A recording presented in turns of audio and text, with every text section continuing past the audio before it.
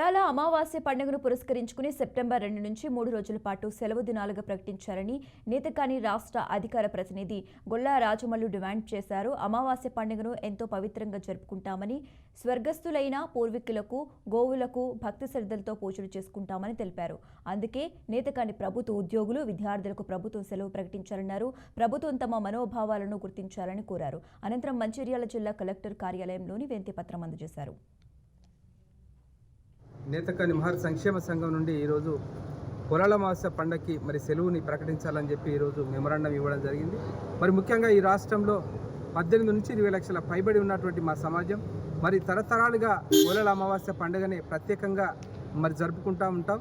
ఇలా మా పెద్దల్ని దేవుళ్ళుగా కొలిచేటువంటి ఆ పండగ.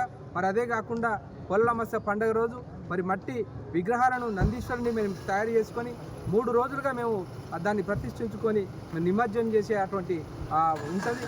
ఆ రకంగా మా సంస్కృతిలో భాగంగా దండారి కూడా ఆడడం అటువంటిది ఉన్నది. అంతేకాకుండా గౌరవం చేసి మా ఆడపడుచులందరూ కూడా చాలా సంతోషంగా పండుగ జరుపుకుంటాం. ఇట్లా 5 రోజులుగా పండుగ జరుపుకుంటాం. కాబట్టి దయచేసి ఏదైతే మా నేతకాని సామాజిక వర్గాన్ని గుర్తించి ఇవల్ల అన్ని సామాజిక వర్గాలకు సెలవు దినాలు ప్రకటించారు. అదేవిధంగా మా ఆచారాలు, మా వ్యవహారాలు ఇలా మా సామాజిక వర్గాన్ని కూడా గౌరవించి మాకు కనీసం ఒక 3 రోజులు 5 రోజుల సెలవు 5 రోజులు మా పండుగ ఉన్నప్పటికీ 3 రోజుల సెలవు దినాన్ని ప్రకటించి ఇలా మా సామాజిక వర్గాన్ని, మా సంస్కృతిని గౌరవించాలని సందర్భంగా తెలియజేసుకుంటాం.